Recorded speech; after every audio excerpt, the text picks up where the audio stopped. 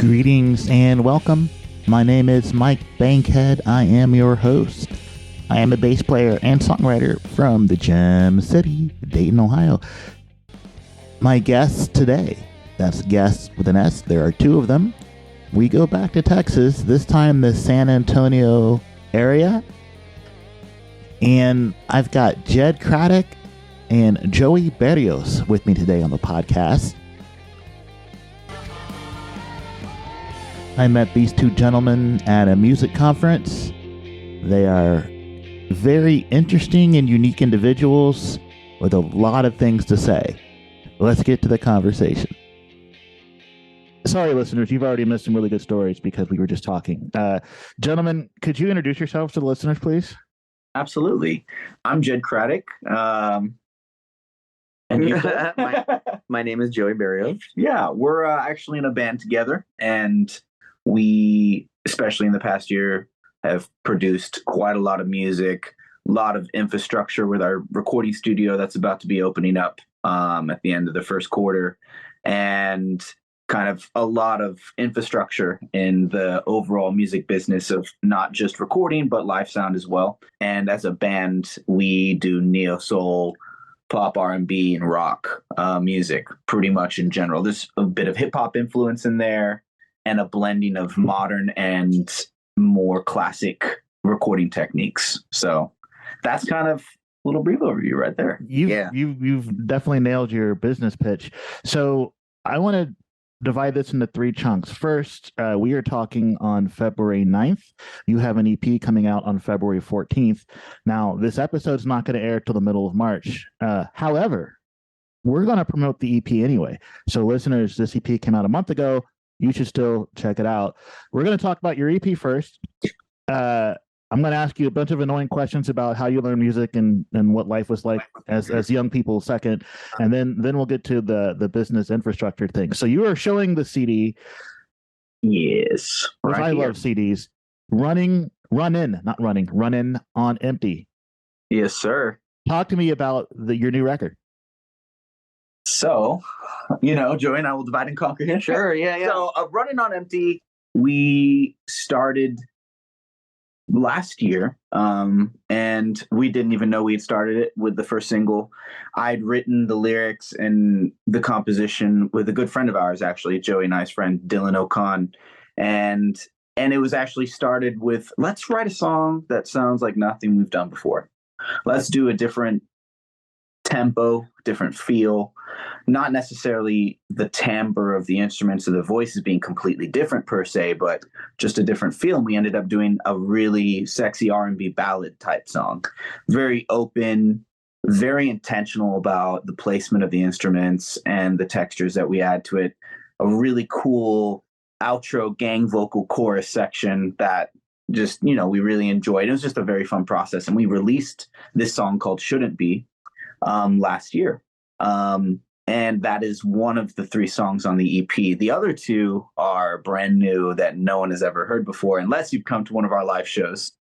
And that title track, Running on Empty, Joey and I and Dylan all went to Boston to go visit some good friends of mine that I produced my first debut album, Prison in Paradise, with Brian Fenley up there in Boston. And I recorded half of those songs in Texas, half of those songs in Boston, and mixed more than half of those myself, and then Brian mixed the other half. So it was cool to reunite with some friends up in Boston, get into a different space, and we produced Running on Empty, which is the title track of this EP up in Boston. Yeah, big shout out to Brian Finley and the Record Co. in Boston. Yeah, dude, it was very, we love Brian, and the Record Co. is just a really cool nonprofit recording studio that just has a great booking system, really great access to gear, and they're just super affordable for artists to come in and cut a record. Super affordable and pretty easy to get to. When you think of Boston, it's a very urban city, and sometimes difficult to get around, but it was very, very nice, just in general experience. And yeah, but it was a blast to get out of San Antonio for a little bit and kind of work with some other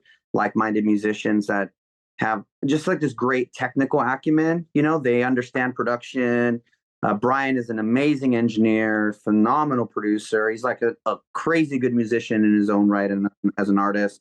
And we spend a lot of time just sort of setting up all the live recording. So we spent an entire day basically miking drums and trying to get the right sound. And it was nice to be able to like do that in a space, not in San Antonio, kind of get out of our own, routine in our own world, because the studio space here we're so busy with. Yeah, and it's cool. Like, I want to touch on what Joey said. We went to another place. We got out of San Antonio. And here's the thing that's interesting is we are completely self-sufficient technically, right? We have the ability to do everything we want on our record. We have the access to the gear. We are fortunate and privileged enough to have had the education, had the experience, had the financial ability to afford to even purchase the gear, and over time build a recording studio, right? Yeah. So first off, that's awesome. I feel very proud of us and proud of ourselves for being able to get there. But that does not change the fact that there's humanity in music, and you can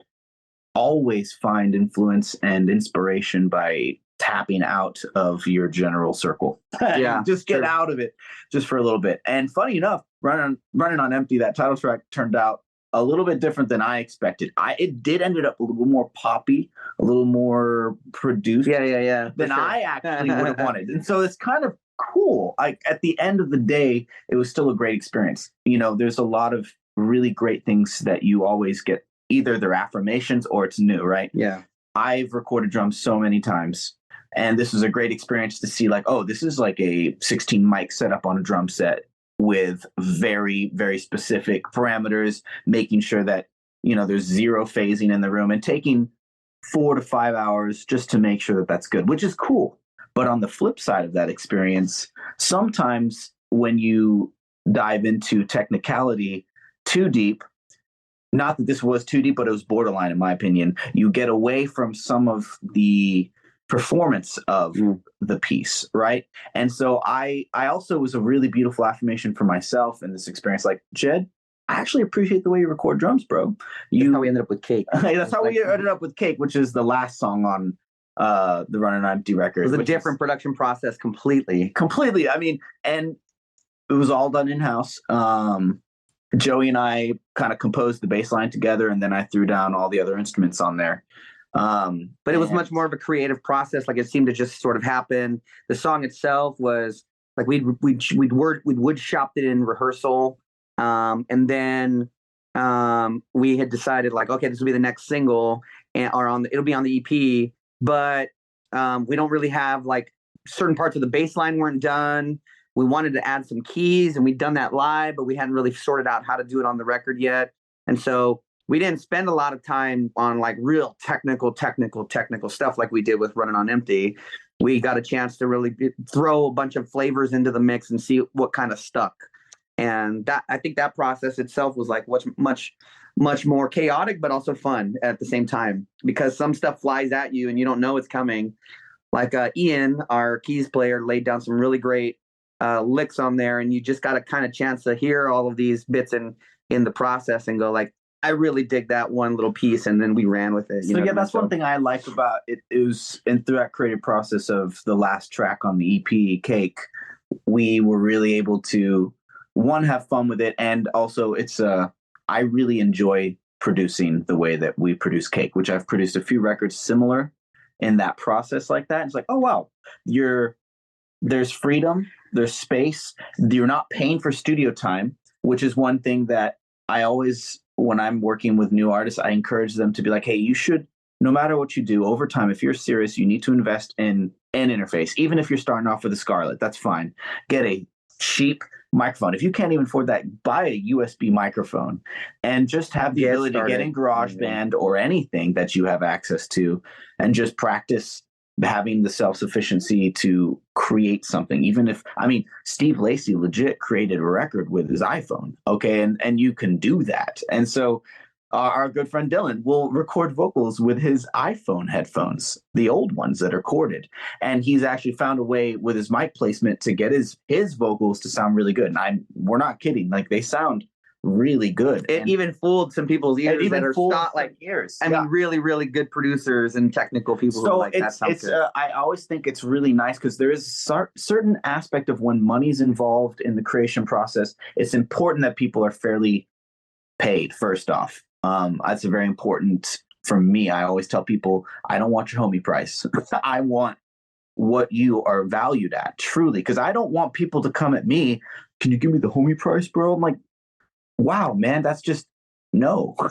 If you're a professional, you should be paid like a professional. You should pay like a Absolutely, professional. yeah, And also, if it's your friend, don't you want to support your friend by Also that. even giving him a tip or something? Yeah, I don't yeah, know. Like, so this idea of the homie thing, okay, then there's the reality that a lot of people can't afford to pay for a record. I get that, and that's super fair and understandable. Yeah. So being able to be creative in your own space is where the production world is gone in so many ways, where people are taking time to create records. And these records sound so different from what we're used to. A lot of these newer records from the younger generation, like the kids, it's like, whoa, wow. Yeah. These are, they may be bedroom recordings, but the technology is so much better than it used to be that things are sounding pretty damn good. And you're like, wow, objectively, this kid doesn't know how to use a compressor really well, but they made it sound kind of good. Yeah. Like, whoa, wild. Yeah. So, yeah, we just went down a rabbit hole there, but that's which is fine. Yeah, but the entire itself was a blast to like come together, and it's exciting. Yeah, it's exciting, and it's crazy because the EP itself sort of like springboarded more material and the process, right? So while we're wood shopping Cake, we end up with this sort of like little jam that we used to use to warm up. And over time, as we were like playing all these songs from the EP live, we used this warm up tune to kind of like be our little, our starting point for the set. And that sort of morphed into now it's gonna be a new single that we'll come out with later this year. And we've wood shopped it, and we actually just performed it live on Monday. I think for the first time. Yeah, it was our Tiny Desk concert taping on Monday, and so we performed it there. And we're trying to be strategic about content creation, right? So like we've now pretty much, we have a behind the scenes, basically music video for Running on Empty that we shot all the footage in Boston. We took footage from Utah trips, all footage that we did in-house, and kind of created a nice behind the scenes. We have live taping versions of most of our songs. We did a really big concert at the Carver in November of last year. Yeah. Really high quality live taping material there. So we're it's funny, as you get more and more into the professional world of music, you realize it's not really more than 50% about the music. It's more than 50% about the business. Yeah. Which is really disappointing, but it is the reality we live in. We spend the majority of our time getting ready to actually like the least amount of time we actually spend is on stage, which is kind of sad sometimes, but the entire process of itself is internally controlled. So we've created like this infrastructure within our own, team and within the band, but also like supporting characters, right? Or cast members. So we've got like a small cache of team members who are interested in marketing, who help us with our artwork, who help film with us, right? Because we can only be in so many places at one time. And so we have people who help us operate cameras. We've got a tech guy who helps set up our sound. And a lot of these people are like close friends or allies that we've worked with on other projects in the past, who are really, really interested in those elements of music business, right? So if we help them kind of get exposure to that through our work, and they help us kind of get some things done within our work, and it's mutually beneficial, and we're sort of helping kind of stimulate at least our local music economy. You know what I mean? Yeah, trying to bring the team together ultimately, because you need a team to do anything well, in my opinion, or well and sustainable. I think we can do it well by ourselves. I agree with that, but I think well and sustainable, you definitely need a sounding board and people to help. Yeah. So when you're listening to this in March, go check it out on all the platforms and stuff. But it's coming out for us on Valentine's Day, and we're super stoked. And we're playing like a battle of the bands tonight, and pretty much the majority of the tunes I think we'll play tonight are from going to be in support of the EP. But also, it's kind of exciting because this is I know for me personally, it's like the first release I've had in a while that I've been a part of because of COVID, and I worked on some material of my own a couple of years ago, and then I've just been like working on some other professional capacity things, and getting a chance to work on this EP in the past year has been really like crucial in my development as an artist individually, because now we get to make some work and put it out, and that's important. So it's been exciting. And also I want to touch on, like, I know that you're interviewing Jed Craddock, right? And that Jed Craddock is me technically. The thing that's you are him. The thing that's nice is I've always wanted and have been in different capacities in bands, right? And when I think of a band, I think of brothers and sisters. I think of people who are actually, they all have a voice and their voices are respected and they are heard. And when that is being done in a group dynamic, it is one of the most fulfilling things that I've ever experienced in life. And so that is one of the cool things about that intro jam Joey was talking about. It's that and Cake are some of the first songs that I'm really trying to put out ideas, or someone else will put out an idea, and I really want all of us to be able to contribute to that, so it really is something that is come together from multiple voices from the beginning almost. Yeah. A lot of the time, a lot of these records are just me with acoustic guitar, vocals, writing the lyrics, writing the progressions, and there's creative input on that. Like, okay, let's flesh out this bass line a little bit different than maybe the way you had it. The drums are usually the same most of the time just because I play drums a lot.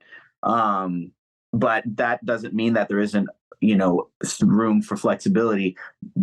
I just really like the evolution of things kind of progressing to, hey, this is a band now. And so we kind of trying to figure out what we're going to do with that. Cause I've rebranded a couple times and we can't rebrand anymore. Like you can't fully rebrand. It's not smart.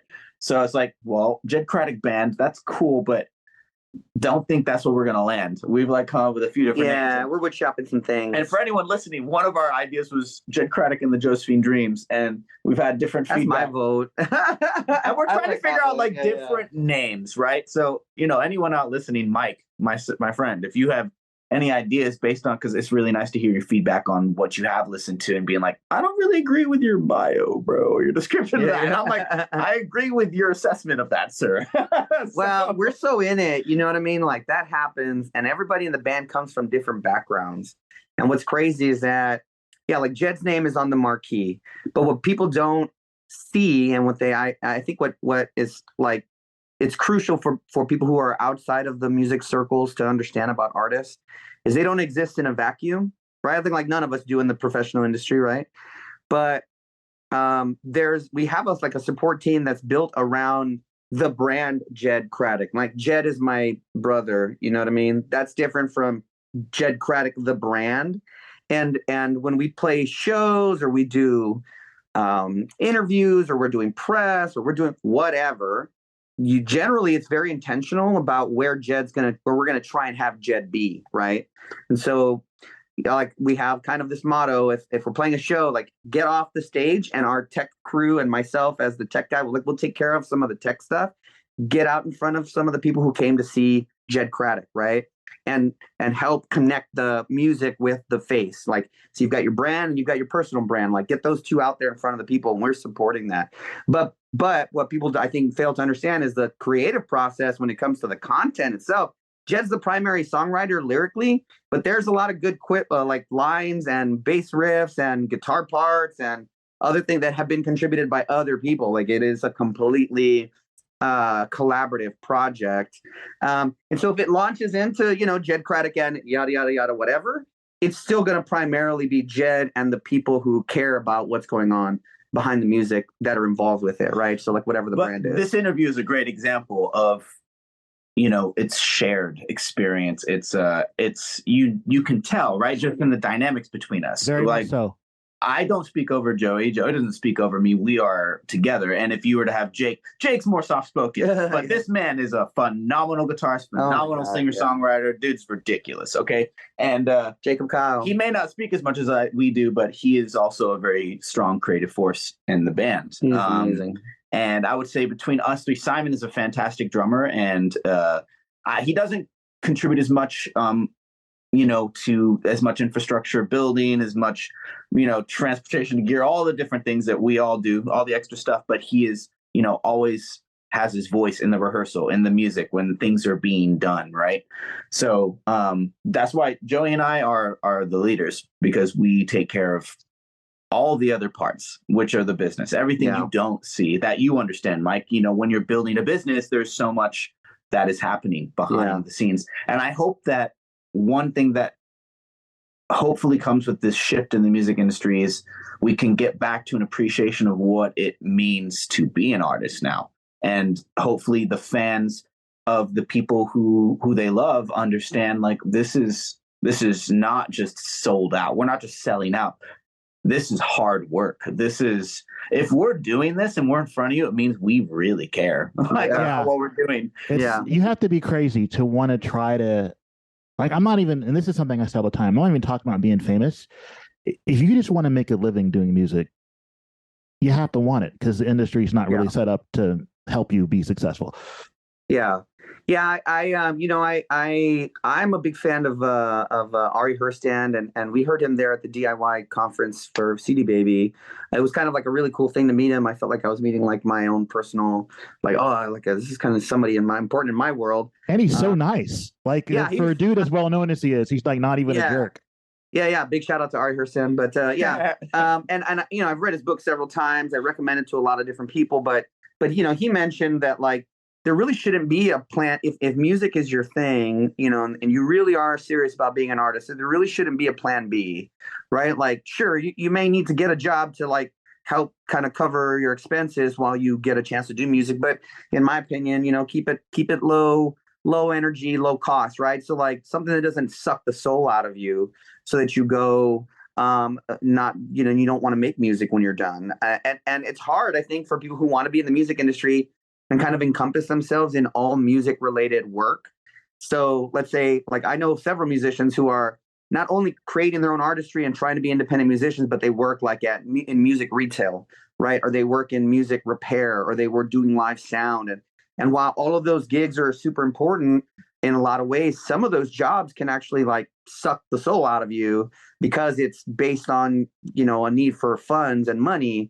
And so I think, in my opinion, you keep it a job that doesn't require a ton out of you, that just gets you kind of where you need to be if you can afford it. I'm fortunate enough, along with Jed, that we spend some time in other parts of our life kind of creating this revenue stream for ourselves to be able to like now press forward with another phase of our life in creating a studio together, bringing together a band, creating a team together, building some marketing. And we both sort of converge separately in those worlds. Now that we're together, it's a completely different experience. We're actually here right now doing a punch list on Joey's house on what we're going to finish, like caulking, cleaning, put it on for rent. Yeah. My fiance, avec two E's, and I are moving into a new home with our friend Lauren, who is our band manager, a longstanding friend of mine who you met. I did. She's awesome.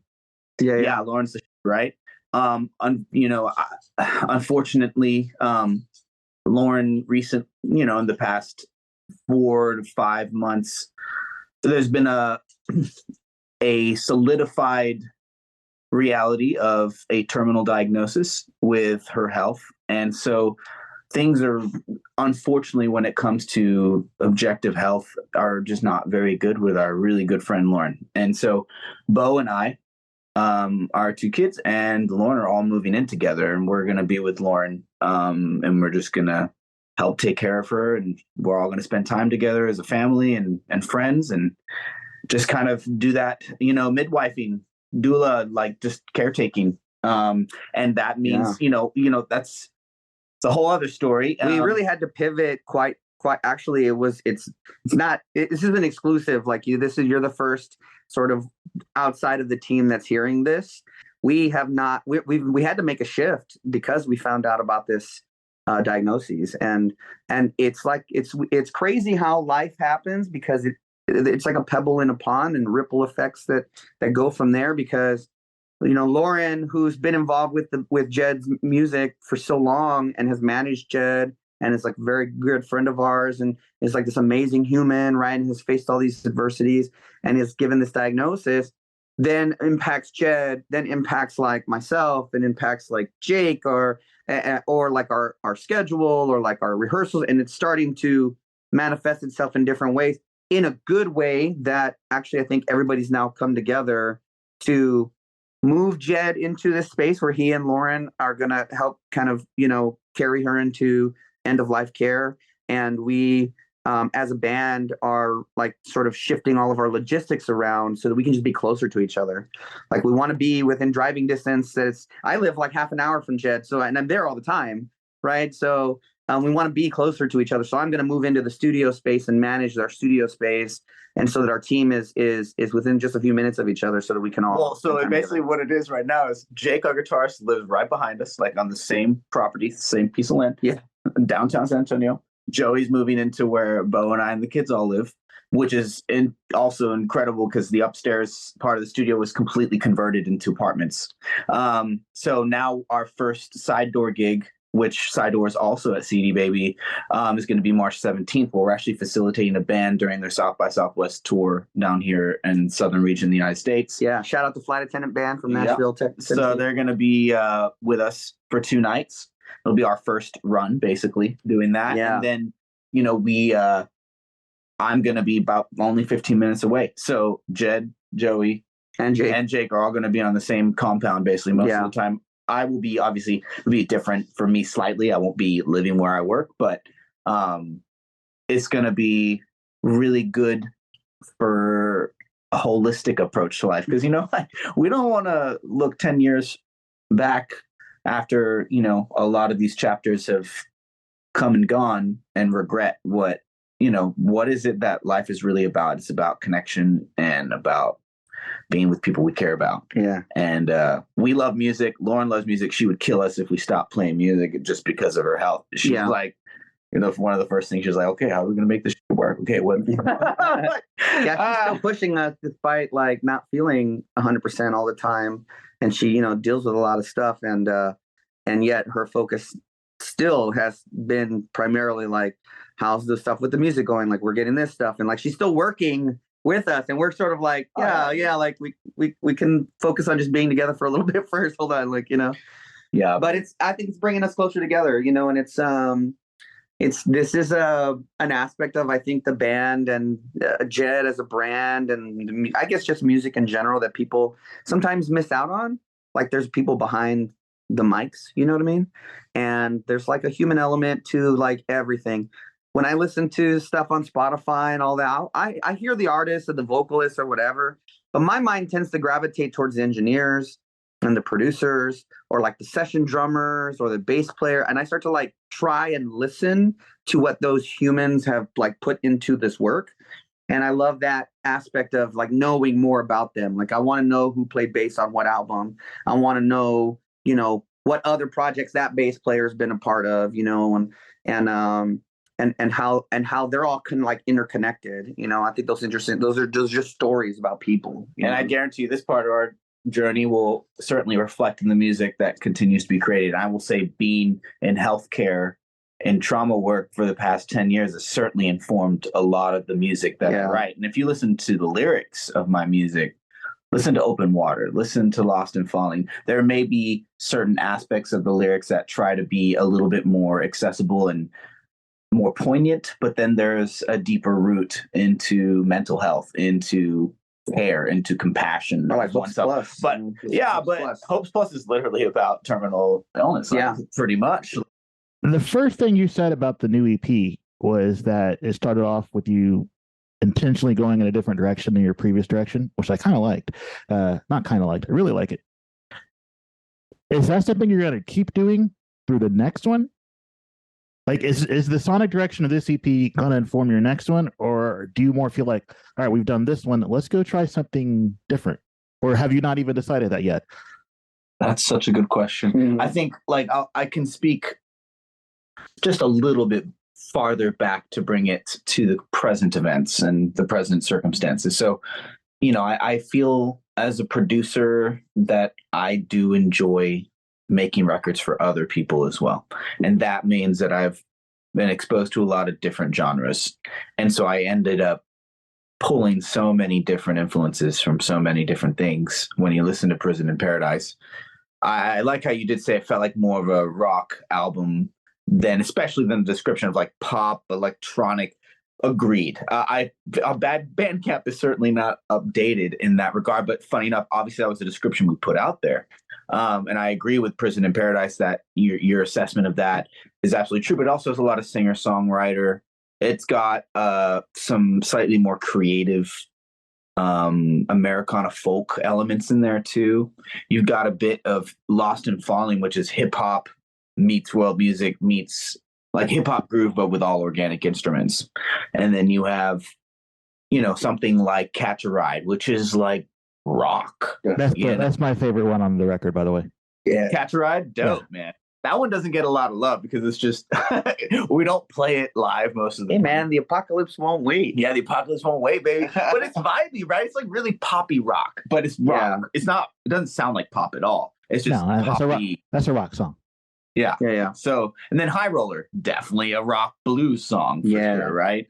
And then we close out the album with Hopes, which sounds kind of like an indie kind of dancey pop song to me, but it's so coming into now, yes, we intentionally wanted to create something different. And I think what for me has changed is that Prison in Paradise was built in a very creative way. I was just creating songs and picking the ones that I like the most and collaborating with different people to make them, just so that that sonic palette can expand. Same thing now, right? Now it's like with my brother Joey, it's like now at this point in my life, I've found it's like, okay, I'm going to focus in on whom I want to create with to create a little bit more cohesion and an identity set that we can just kind of ride that. So we are going to try and take that sonic palette and just narrow it a little bit, right? I feel like Prison in Paris is pretty wide. So coming just a little bit narrower, not too much in the regard where maybe some labels or some management companies would be like, okay, well, you need to stay in this lane and try and hit this brand hard and make sure it stays. Okay, that's an extreme example of going the complete opposite direction of what I did in Prison in Paradise. But there is merit to be had with, finding certain elements that the people that you create the music for second, right? You're creating it for yourself first, hopefully, right? If you're not, then you're losing. Yeah, always first. You got to create it for yourself. So make sure you love it, but understand, okay, well, what is the sound that is getting the most positive feedback and in a holistic way, even if it's your friends that have listened to it, a new audience member, you actually post it up for reviews and you actually pay a panel of judges to kind of go through your song and review it for you, whatever your medium is to kind of get data on your song per se, right? Yeah, we want to try and hit that direction. I personally love soul music. I love Motown records. I love soul. I love R&B records. And I just love the bass lines. I love the vocals. And I love how, some of my favorites just have lots of open space in the right moments. And it creates this dynamism in the music. And so I will say that's coming into these songs. Running on Empty is very much so influenced by being with Brian and Daniel. Daniel Young as well, is a phenomenal Berkeley musician who was also on Prison in Paris and a couple songs. We kind of just allowed that to be free and open. And I enjoy doing that. I think that's great. If it was me, it would have gone in a slightly different direction if it was more in a closed field. But that's why you have a lot of R&B and soul elements that are in basically the verses of Cake, and then Shouldn't Be is just like so open, it's a slow song. It's a ballad, and it's very much so an R&B record. Yeah, that's straight so it's just really, I love that kind of music, and Dylan and I producing that together and going that direction just was a reminder of how much I love that music. And I was like, okay, yeah, that's so Secrets, which is gonna be, I'm not trying to jump the gun here, but is gonna be our next single that releases later this year. I'm not gonna say when because I don't want to pigeonhole ourselves. We're still in pre-production. Yeah, we haven't even released the first the EP yet, right? Yeah. But that one definitely has some R&B elements, but it's got a bit of a modern edge on it because I do like production too. So that's why we talked about earlier when we weren't recording the interview, where you have this merging of classic recording techniques and pulling from a lot more of what you would call analog recording, and then coming into the modern age of digital production and all this crazy automation you can do in these amazing plugins and open source plugins where people are uploading their own patches. And it goes on and on. You can infinitely dive down the rabbit hole. but I do love both of those elements so much. And so, yeah, you're going to have these moments where it's just vocals with a little reverb and delay. And it's very much so a classic vocal sound with obviously the timbre of my voice or whomever's singing. And then you have this really heavy hitting pre-chorus that all of a sudden has auto tune and formant automation in there. And it just sounds like, much more modern punch on it. So, I don't know.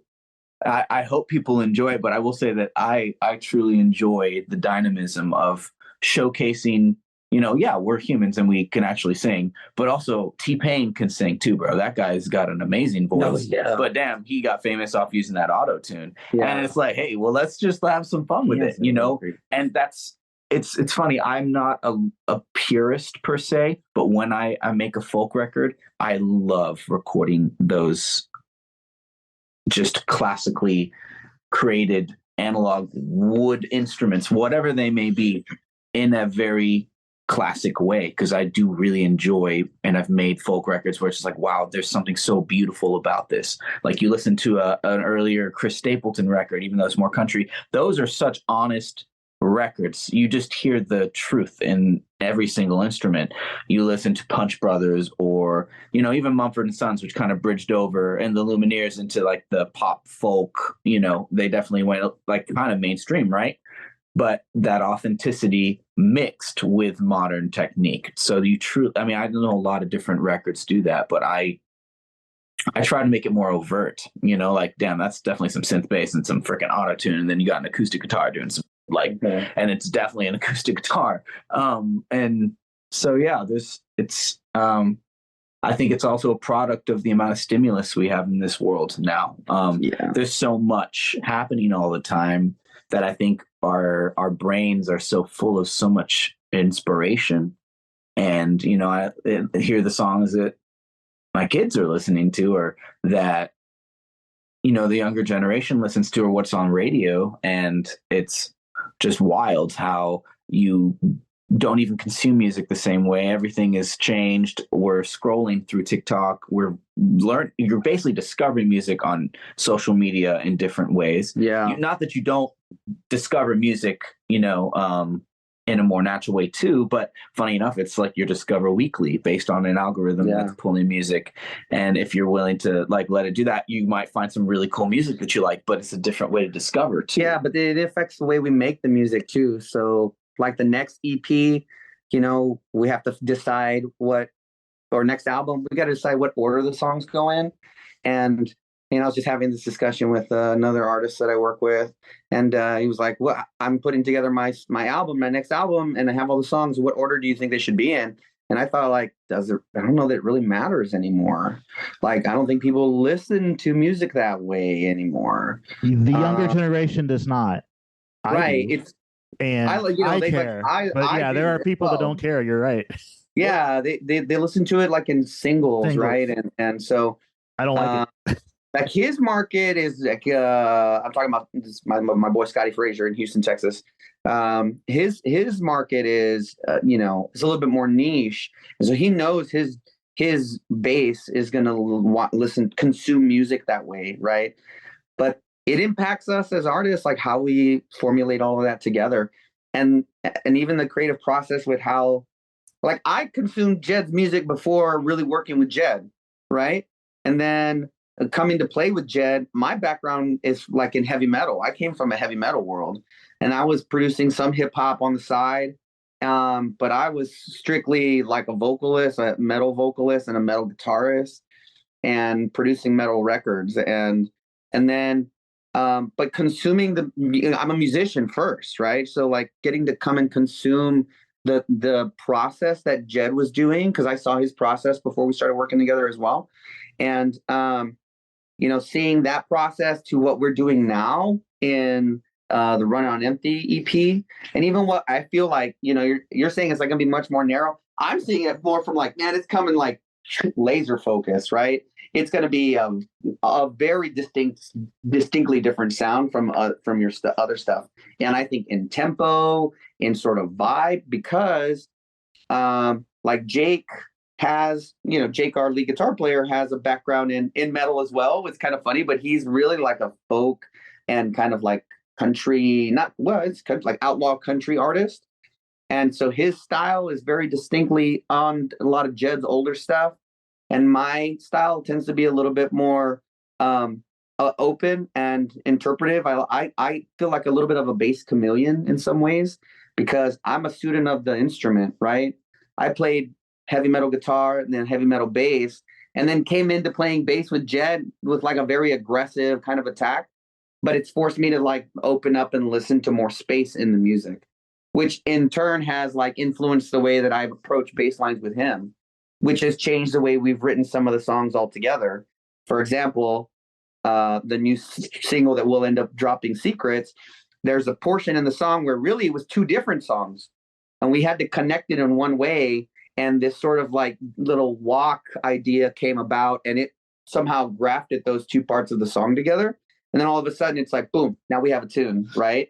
And one of the songs on the record too, Cake, ended up shifting dramatically too, based on a conversation we were having while we were tracking. Yeah.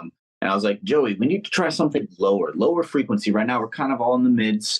Let's try something more open. Yeah. And then Joey kind of throws this first half of this bass line, and it's like boom, ba boom, boom. So it had a bit of a swing. It had an open first whole note or half note that kind of gave you this nice open feel, but then gave you that hooky bass line. Yeah. And then we kind of filled it out. I filled out some of the edges, and then we formulated that. I ended up writing part of the chorus bass line, and then Joey filled in, or vice versa.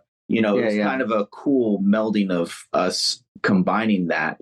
So I think I say all of that to say, that like songs in the future, to me, probably are going to sound a lot more distinctly like Cake from our new EP. And I feel like that's kind of that's sort of the flavor of the ingredients of the musicians that are in the band right now. Like that distinct, like Cake is distinctly the combination of the four of us, I think. And especially when we play it live, because live, there are some elements that we add, considering that it's a live show, but we strategically place that song in our set to be the last song, and because it has a lot of dance vibes, and interestingly enough, talking about how we write and collaboratively speaking, we were rehearsing for a show, and the idea had been floated of like, why don't we keep the groove going but sort of break out. Like we do this sort of big ending, but then like kind of keep just the kick drum going and kind of keep the crowd in it, right? And then we sort of build into this like breakaway, and all of a sudden like, oh, we're back with like a new dance, the dance again, right? And then we just dance everybody out for like another 2-3 minutes, right?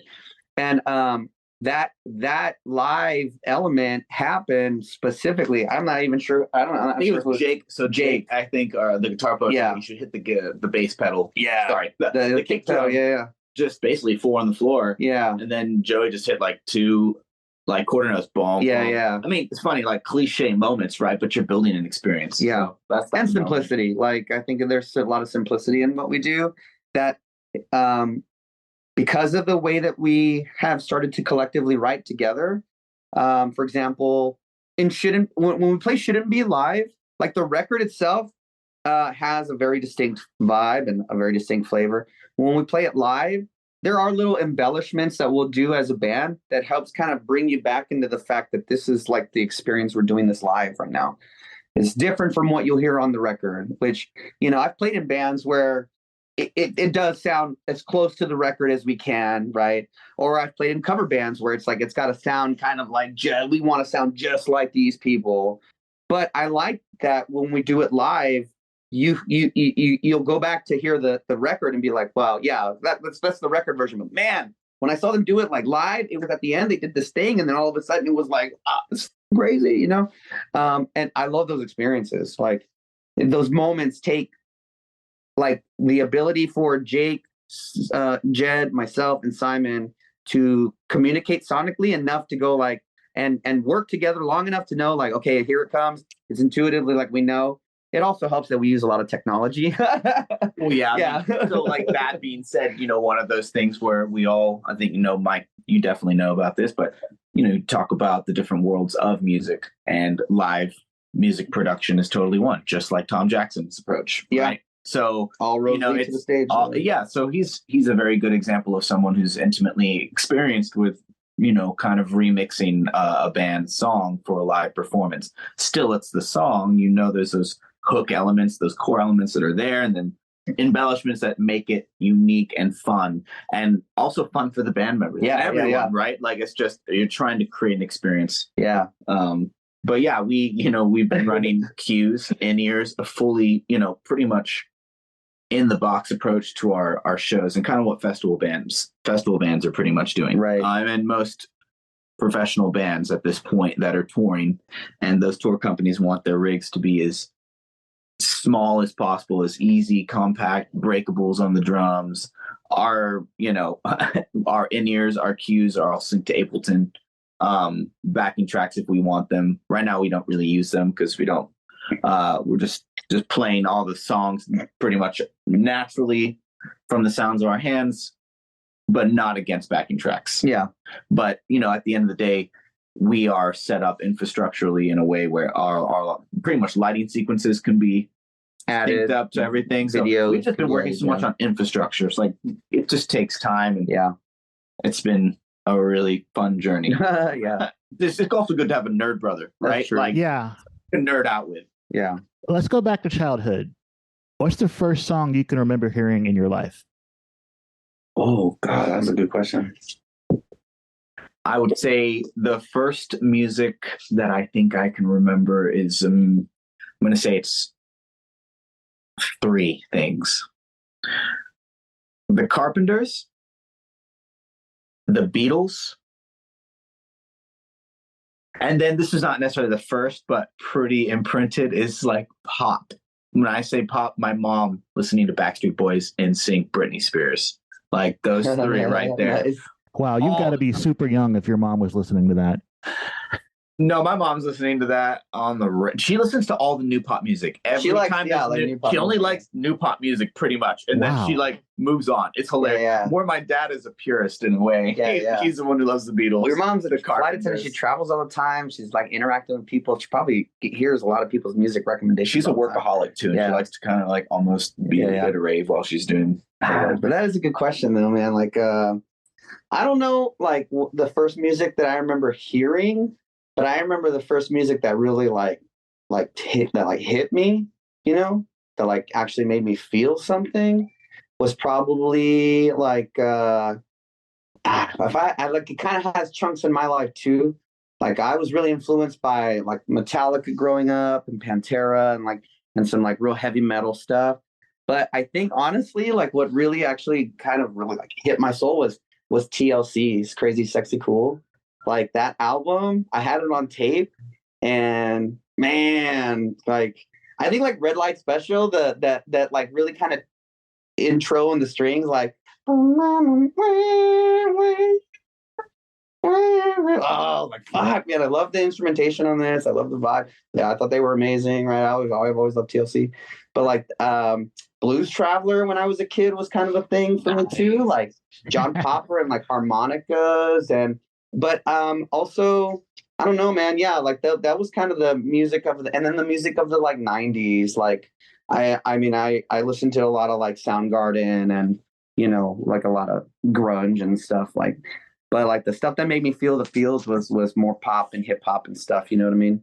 So, yeah. What is your? Sorry, go ahead.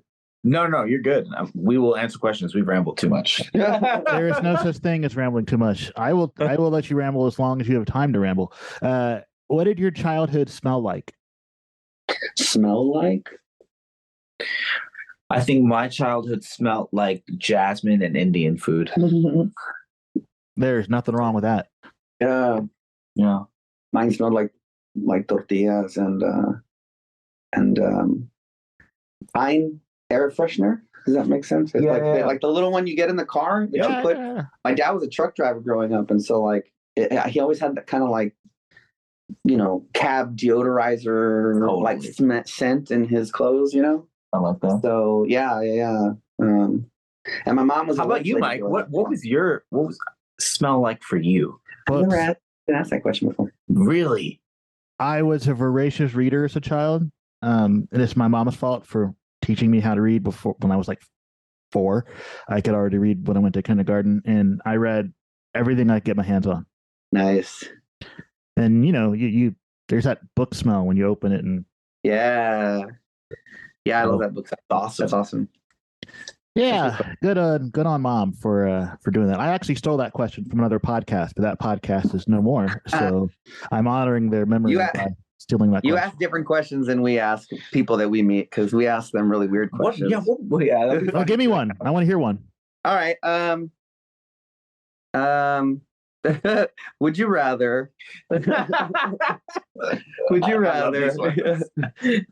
Would you rather every time we'll go kind of, well, I don't know your audience base, so I'm going to go kind of like conservative. So every time you eat with a fork or spoon or utensil, it randomly happens, you bite it and it hurts your teeth or whatever. Or would you rather every time you eat something with your hands, you at some point end up biting your fingers or you bite your cheek or your tongue, so you end up injuring yourself? So it's what? Biting on a metal spoon? Biting on a spoon or biting on yourself. Yeah.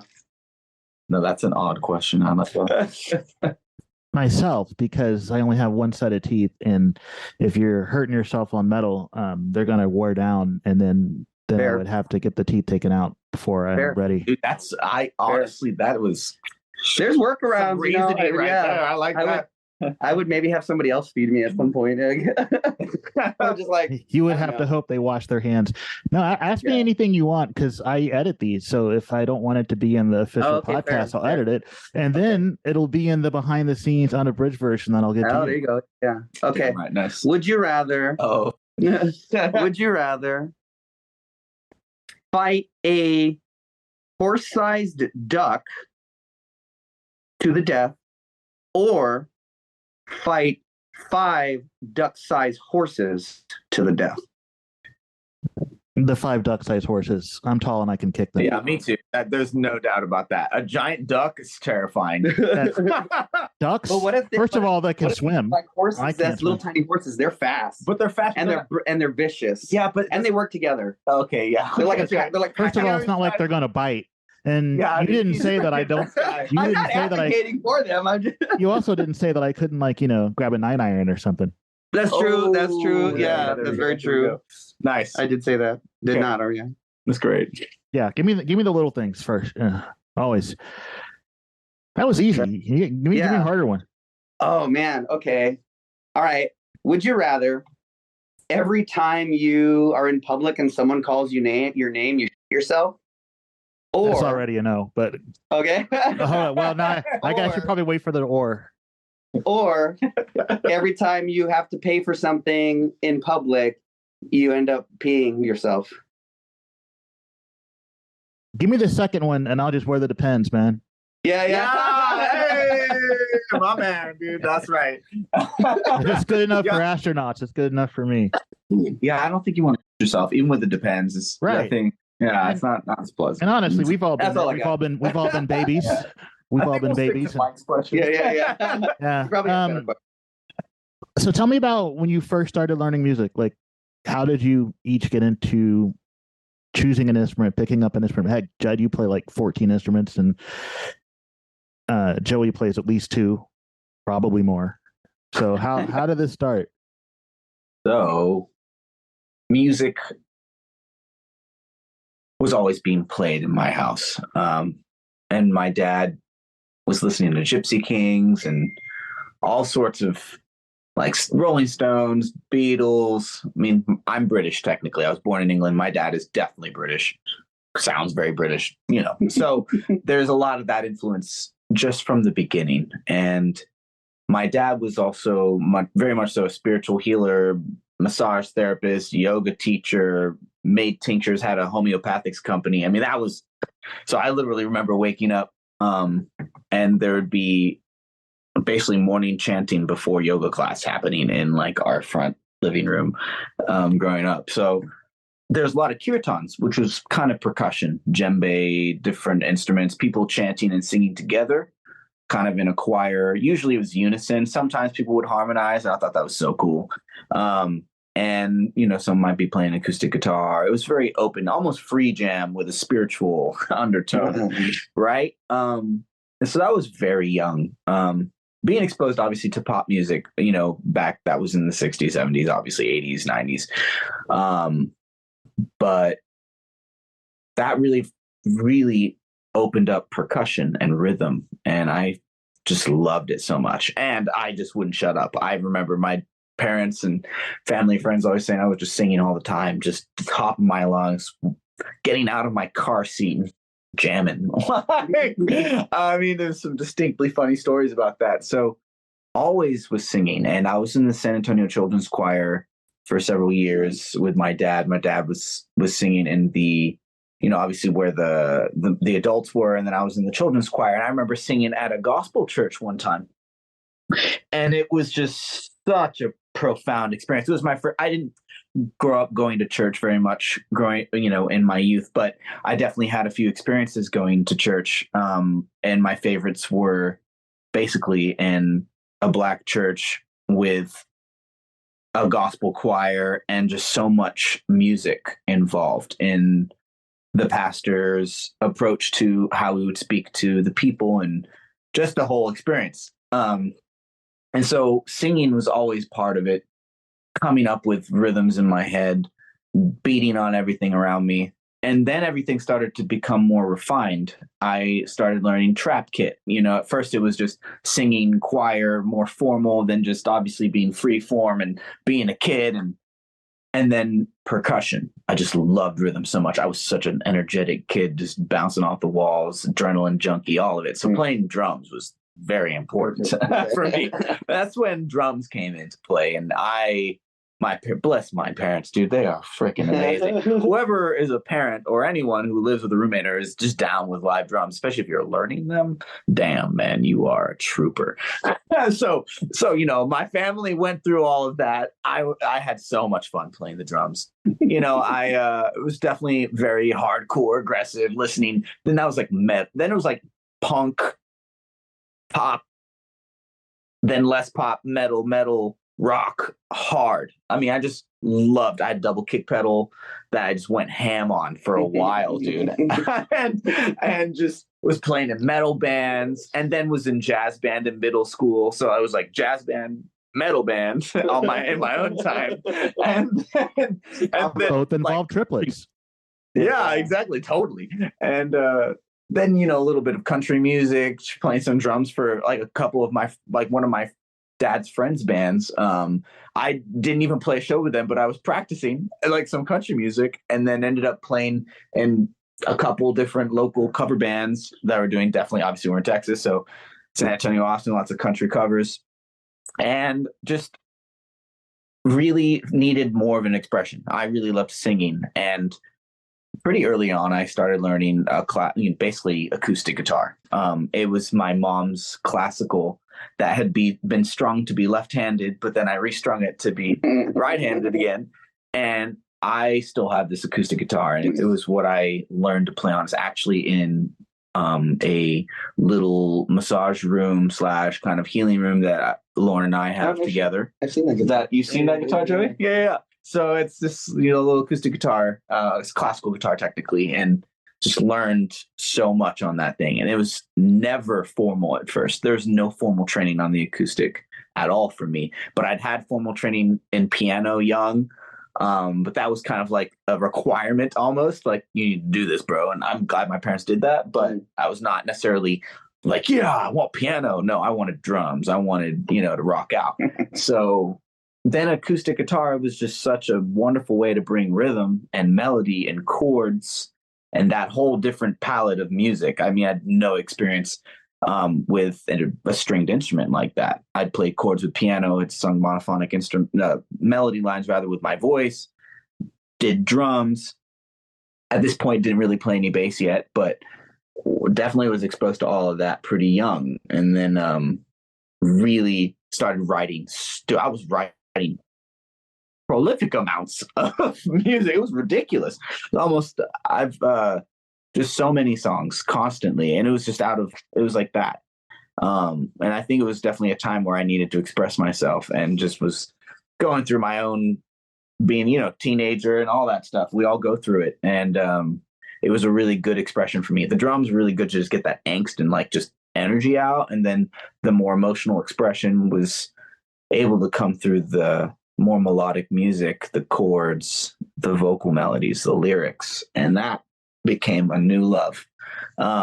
And I kept playing drums a lot. I was at this point, people wanted me to play drums in their bands, and I was starting to play more in like soul or pop music, or getting, to really become more proficient player and with a metronome, doing records, all of that, starting pretty early. But and then my mom went with me, and we'd say I'd been good that that year. I too much. So she went and we got an iMac from Best Buy, and we got I think we got the promotional financing on it because we couldn't afford it. Well, I mean, just could afford it outright. So it's like, okay, can we get the credit card and get it? So we got this iMac. Did what you had to do to get it. When I, probably 15 years ago, 16 years ago now, and got a freaking torrented version of Apple II. I torrented that. Hey, I bought it now, guys. Yeah. I have all my licenses. I respect you. I love you. But please call us Able. But I will tell you that is how I did it, because just didn't have the money. This is not even possible. Yeah. And I went so ham on production, dude. I cannot even. Wow. Then everything up the ante 10 times more. Now I can have a MIDI controller, and I can patch in and change MIDI notes and do drum patterns. Holy crap. Oh, wait, I can actually tap out the drum patterns and semi-quantize it to a certain percentage. And oh, wait, I can totally splice notes on a melody line from my vocal, splice it onto the piano, and then resample it or reverse it and resample it. Oh, my God. Then you're going.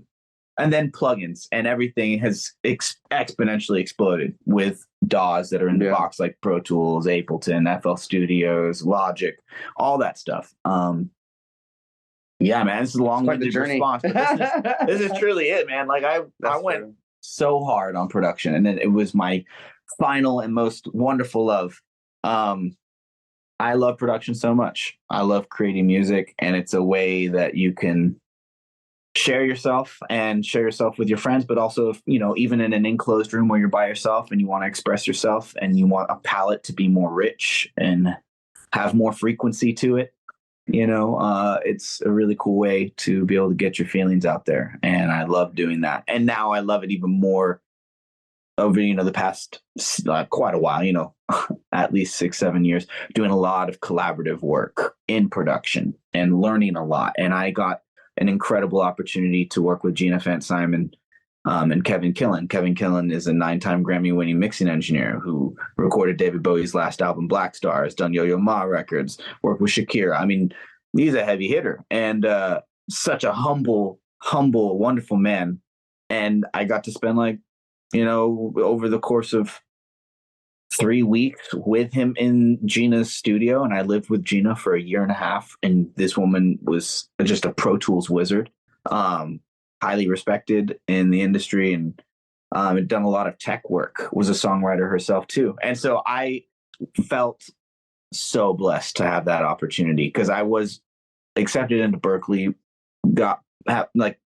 pretty good amount of my tuition covered. But even then, bro, I was like, wow, I'm still going to walk out of this with $100,000 of debt. There's no way that feels good, man. So I was like, nope, nope. I just couldn't do it. And the thing that really threw me over the edge is I went into Guitar Center in Boston, and I went to buy some drumsticks for my audition. And the dude behind the desk, man, looked so depressed, and he was a Berklee graduate. And it was the second person I'd seen that was a Berklee graduate that was not necessarily doing things that a Berklee graduate would want to do per se, right? And of course, there are so many people from Berklee that make it. But I was also like, no, I just don't want to do that. I think growing up, not necessarily having an abundance of financial ability, my parents worked their asses off, but, it's like, your lower middle income lower middle class, just don't really, I didn't want to be in debt. Yeah. And I honestly am so thankful that I didn't do that. Not that it didn't work for many other people. For my personal journey, I'm glad that I set my roots down in Texas. Traveled a lot to Germany because I had so many roots over there as well, from a foreign exchange student coming to be with me my junior year of high school, Jakob Kohlbrenner, and we ended up being very close. And so I just, ended up having a couple meaningful relationships in Germany, spent a lot of time out there, but Texas was still my roots. I was still building while I was traveling out and doing things. So it felt good because now I own a property that it's like kind of a little mini compound and with a recording studio, and we're able to bring community together. And that's kind of what we wanted in the end. And, it's a long journey. It's a long journey. And that's the truth of it, though. Yours is so different from mine, though. Like your introduction to music, so different. All right, Joey. Now you get a chance to talk about how you got into music originally. Well, it's crazy because my journey was it has similarities with Jed's, but also distinctly different. So I grew up in a very music deficient house. Right. So I didn't have a lot of music growing up outside of kind of like growing up in a Southern Baptist home where I heard the piano on Sundays and stuff like that. So my interest in music was always fascinated with what was going on with the musicians on staff at church. And I started learning piano when I was 8 or 9 years old. I'd done choir when I was a kid, in the 3rd or 4th grade. We did a kind of a choir thing. But I started playing piano mostly, and then but in my household it was the music was I wasn't allowed to listen to TLC and rock and all sorts of stuff. But my dad was a truck driver and was kind of a rebel, man, and he would let me listen to AC/DC when I was with him, and CCR and Metallica and all sorts of stuff. And these bands I wasn't supposed to be listening to, all of a sudden I got a chance to listen to with my dad. But then I got into band when I was a kid. Formal band education is just what really set me on a path for music. So I like band directors. My band director distinctly was very influential to me as a kid. And so was my uncle, who was, interestingly enough, a preacher. He did music in his sermons, and he was also a sheriff. So he was he kind of had this duality in Texas, especially kind of carried a Bible and a 6-shooter. Yeah, it's crazy, dude. That, bro. It's crazy. Yeah, it's crazy. But he introduced me to acoustic guitar, and interestingly enough, I traded a bike when I was a kid that I had just gotten for Christmas for a guitar, and my mom was pretty upset about it. And it wasn't even a nice guitar. It was a really shitty guitar. No. But my very first guitar actually is still in the room that we're in right now. That's my very first real guitar that I purchased myself. When I was a kid, I'd worked all summer to buy a guitar, and I bought it at a flea market, and recorded the majority of my stuff growing up with that. But when I was in band in school, I was a trumpet player, and then I was a drum major. So I was the king of the band nerds, man. I loved it. I loved every single minute. Dude, I loved marching band. Dude, I loved marching band. Yeah, I remember you did. I was a drum major for 2 years. So you were directing. See, I was on the snare drum. Yeah. I loved never directing the band. I loved the drum, the kits, the pit, everything. Right, I loved it. And then I really wanted to go to school for that. I really, when I was a kid, wanted to go to University of North Texas, play trumpet. I had all these aspirations of wanting to really do that, but I didn't know how, because there was no way. Nobody in my family had really gone to school. Nobody had really done a bunch of stuff music related. I was really the only one growing up who had any sort of artistic inclination. And then my dad was in the Army growing up, right? And so I had this interest in the military. And from where I'm from, there weren't a lot of options, honestly. You know what I mean? No big musicians ever come out of where I came from, except for one. And the country music came from my hometown, George Strait. And so it's kind of tough to follow that, nobody's ever else has come out of that little town. Pearsall, Texas. Yeah. And so to me, it was I had eyes on kind of just creating something stable in my life. Right. Music was always something, but my youth was kind of chaotic. Right.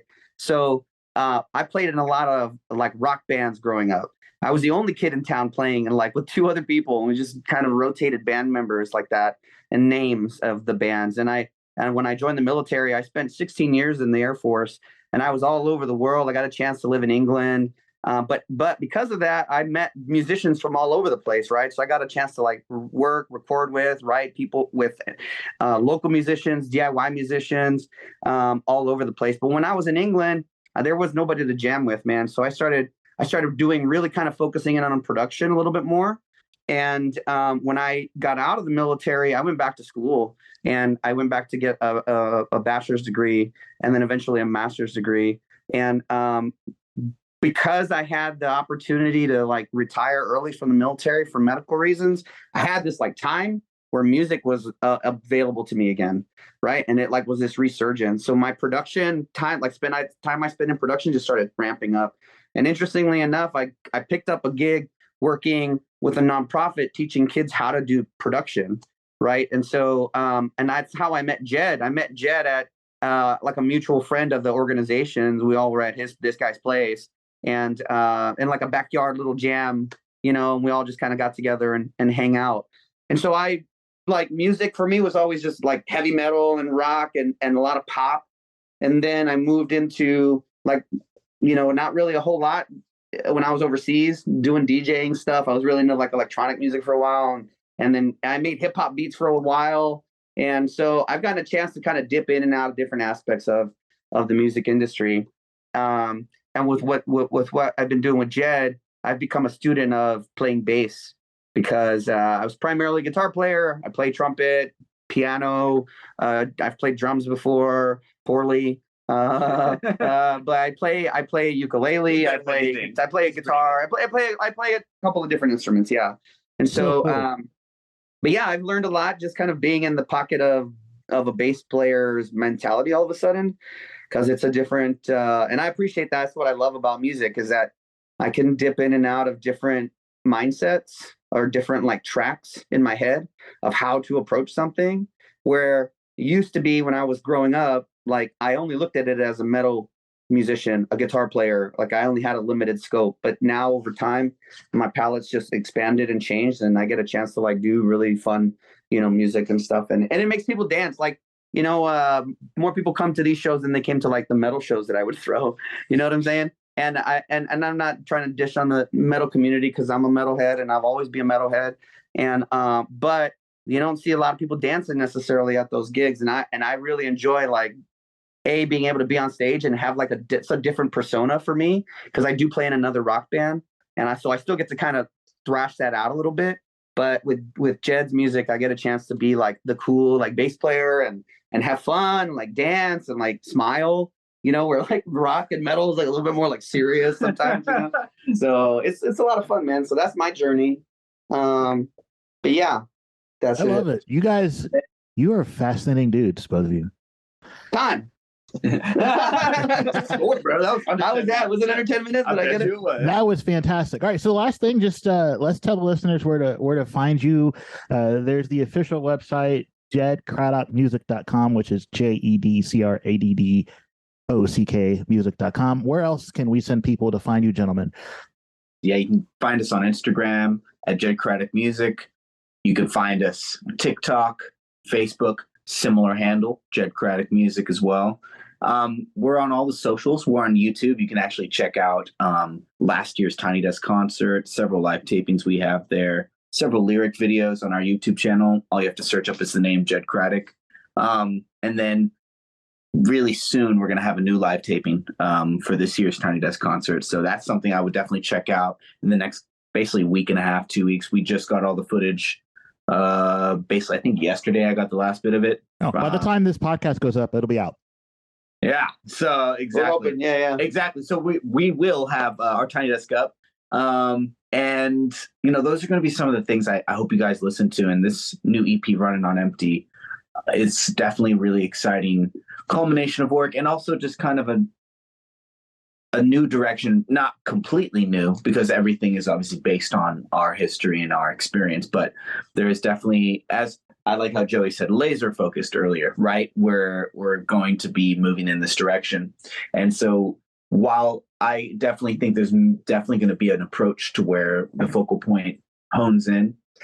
I'm really excited about this direction, especially Cake and Shouldn't Be, being a reflection of kind of a refined palette of getting into something slightly more specific. But no matter what, dude, you're always going to hear some ear candy in there, like ear candy from everywhere. It's just not possible for it to not be expansive like that. But what we always care about in music is it sounding like something you've heard before in a way. But what I mean by that is you can latch onto it.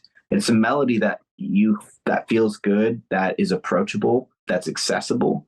It's a groove that's approachable, accessible, fun for not just the listener, but for us as the players, as the creators. And it's funny. Like, sorry, I'm just thinking about, like, I love it when you say that. Like, I love it when we go to shows, and this has happened a couple times.